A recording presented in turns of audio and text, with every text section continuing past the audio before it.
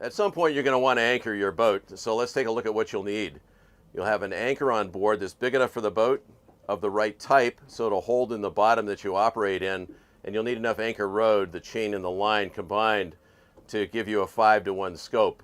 The scope is the distance from the bow of the boat to the bottom. Say it's 20 feet. If you want a 5-to-1 scope, you'll need 100 feet of anchor rode.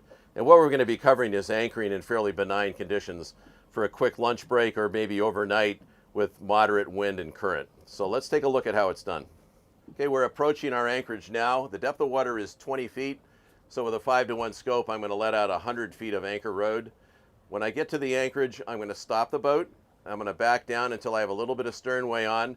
Then my assistant in the bow is going to let the anchor out till we have 100 feet of line out.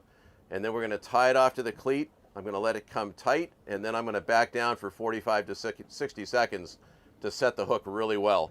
While I'm backing down, once the line is tight, I'm going to look off my beam. I'm going to pick out a spot or a range on either beam to make sure that I'm not moving. And I can also see based on buoys that are close to the boat or whatever's nearby, but you want to make sure that anchor is holding. Okay, we're going to drop the anchor now. We got the bow into the current. We're going to let go of the stopper, and we've got some sternway on, and we're going to let out about 100 feet of anchor rode here. We've got 20 feet or so from the bow of the boat to the bottom. So we're letting out the line now.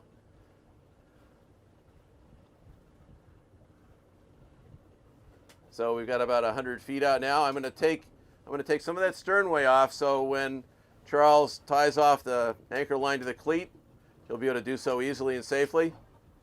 Okay, now we're tying off to the cleat. We've taken most of the sternway off to make it easier.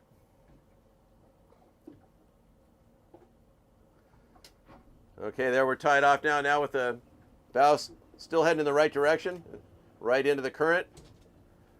I'm going to wait until I have the slack out of the line, and then I'm going to start backing a little bit harder on both engines.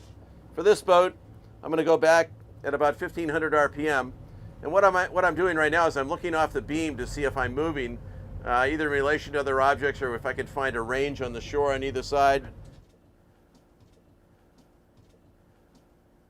Anchor appears to be holding from the bow. In other words, the line isn't jerking around, and I've got no motion on the beam here, so we're good.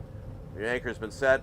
I'm going to go a total of about 45 to 60 seconds to make sure it's well set, and then we'll set our anchor watch. Okay, now I'm going to take it out of gear, and we're ready for a bite of lunch. Okay, we just had a great lunch break, and now we're getting ready to haul the anchor back in. So we're going to drive ahead using the engines. We're not going to use the windlass or somebody else sitting in the bow of the boat to haul the boat towards the anchor. We'll let the engines do that. And then once we're up and down directly over the anchor, we're going to tie the line off to the cleat, and we're going to let the weight and the momentum of the boat break the anchor free. Then we're going to go back to either hauling the anchor in by hand or using the windlass, depending on how your boat's equipped. We're going to start driving ahead on the anchor. We're going to haul it up. Charles in the bow is pointing in the direction the anchor line is tending, and I'm going to head right in that direction. As soon as he's got some slack in the line, he'll take it off the cleat, and he'll direct it back to the windlass and start heaving around on the windlass. But the engines are doing the work, not the windlass.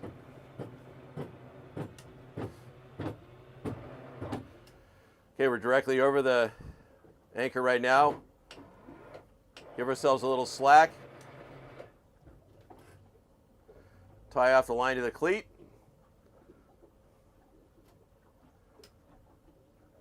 Good, it's tied off now. We're going to drive ahead on it, let the boat break the anchor free of the bottom. Anchor's tending a little bit to port. Okay, we can just feel it break free. So as soon as we got a little bit of slack there, we're going to untie it from the cleat and pass it back to the windlass.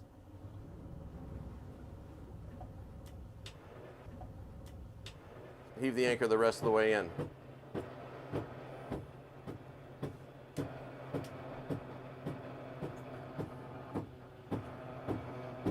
The person in the bow is still pointing in the direction the anchor line's tending. Making sure we're not drifting down on another boat or a buoy here. Now we've got the chain coming through the hawse pipe. We can hear that. Last 15 feet is chain on this boat.